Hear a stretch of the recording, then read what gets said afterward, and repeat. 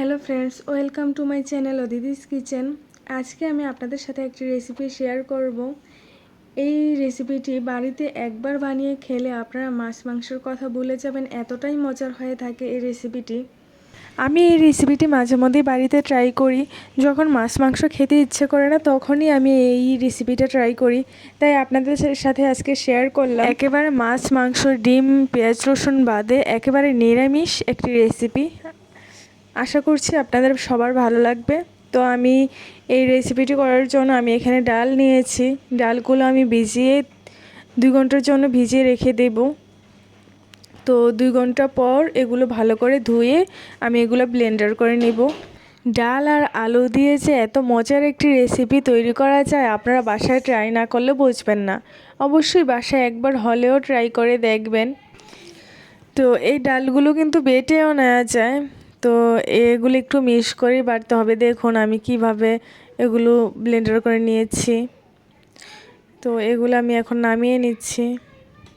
ডাল দিয়ে এমন মজার একটি রেসিপি বাসায় তৈরি করে দেখবেন, বাসার বড় থেকে ছোট সবাই এই রেসিপিটি পছন্দ করবে। তো আপনারা বাসায় অবশ্যই ট্রাই করবেন।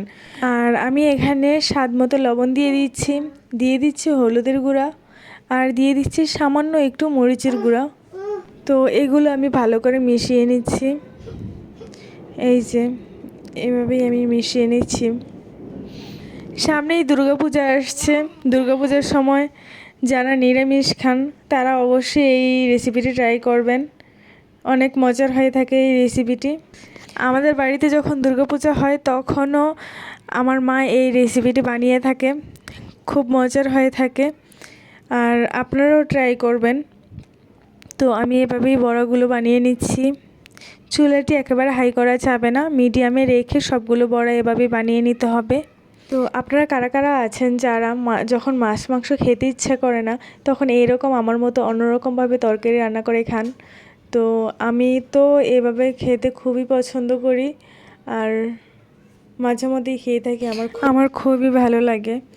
তো আমার এই ভিডিওগুলো দেখতে আপনাদের কেমন লাগে আমাকে অবশ্যই কমেন্টে জানিয়ে দিন। আর যদি ভালো লেগে থাকে তাহলে একটি লাইক করে দিবেন। আমার চ্যানেলে যদি আপনারা নতুন হয়ে থাকেন তাহলে একটি সাবস্ক্রাইব করে দিবেন। তো আমি এইভাবেই উল্টে পাল্টে সবগুলো বড়া ভেজে নিচ্ছি। আমার বড়াগুলো প্রায় ভাজা হয়ে গিয়েছে। এবার আমি সবগুলো বড়া এভাবে উঠিয়ে নিচ্ছি।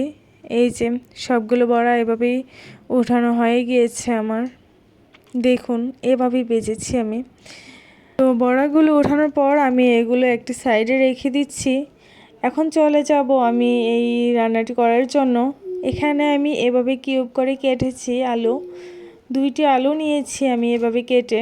তো এবার কড়াইতে আমি তেল দিয়েছি। তেল গরম হয়ে গেলেই এখানে আমি দিয়ে দিয়েছি হচ্ছে জিরা, 2টি তেজপাতা আর 2টি শুকনো মরিচ। এখানে আমি কোনো পেঁয়াজ অথবা রসুন দিচ্ছি না, একেবারে নিরামিষ একটি আইটেম। তো আমি এগুলো একটু ভাজা হয়ে গেলে, যখন ভাজা ভাজা একটা সুন্দর একটা গ্রান বেরিয়ে আসবে, তখন আমি এর মধ্যে আলুগুলো দিয়ে হালকা একটু ভেজে নিচ্ছি।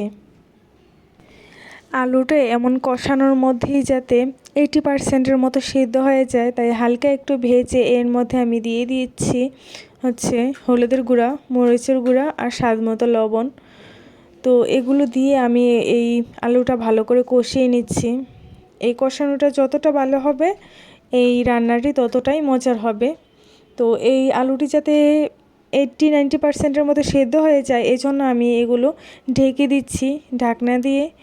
তো আমি এভাবেই এই তো রান্না করেছি। এগুলো প্রায় 80%-এর মতো সেদ্ধ হয়ে গিয়েছে। এখন আমি এর মধ্যে জল অ্যাড করব। তো এটার মধ্যে আপনারা যতটুকু জল রাখতে চান তার থেকে একটু বেশি জল দিতে হবে, কারণ আমরা যে ভেজেছিলাম যে ডালের বড়াটা, সে ডালের বড়াটা অনেকটা জল চষে নেবে।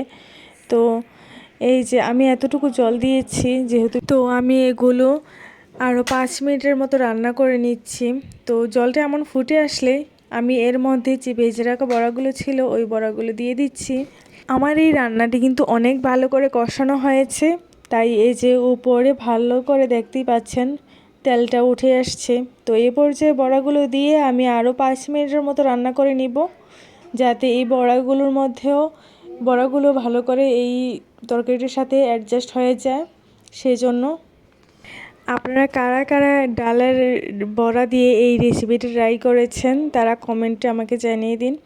আর যারা এই রেসিপিটা একবারও ট্রাই করেননি তারা অবশ্যই একবার হলেও ট্রাই করে দেখবেন, অনেক মজার হয়ে থাকে এই রেসিপিটি। এই রেসিপিটি আরেকটা জিনিস দিয়েও করা যায়, সেটি হচ্ছে সয়াবিন। ডালের বড়ার পরিবর্তে সয়াবিনও দেওয়া যায়, তবে আমার কাছে পার্সোনালি আমার কাছে এই ডালের বড়ার রেসিপিটি ভালো লাগে সবচেয়ে বেশি। তো আমার রান্না প্রায় শেষ পর্যায়ে চলে আসছে।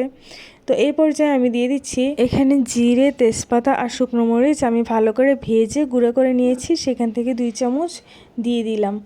আর দিয়ে দিচ্ছি হচ্ছে ধনেপাতা কুচি, এগুলো ফ্রোজেন করা ধনেপাতা কুচি, এগুলো দিয়ে আমি ভালো করে মিশিয়ে নিচ্ছি। এই তো এগুলো দিয়ে আমি আরও 2 মিনিটের মতো রান্না করে উঠিয়ে নেব। সত্যি খুব মজার হয়ে থাকে এই রেসিপিটি, আপনার বাসায় অবশ্যই এটি ট্রাই করে দেখবেন।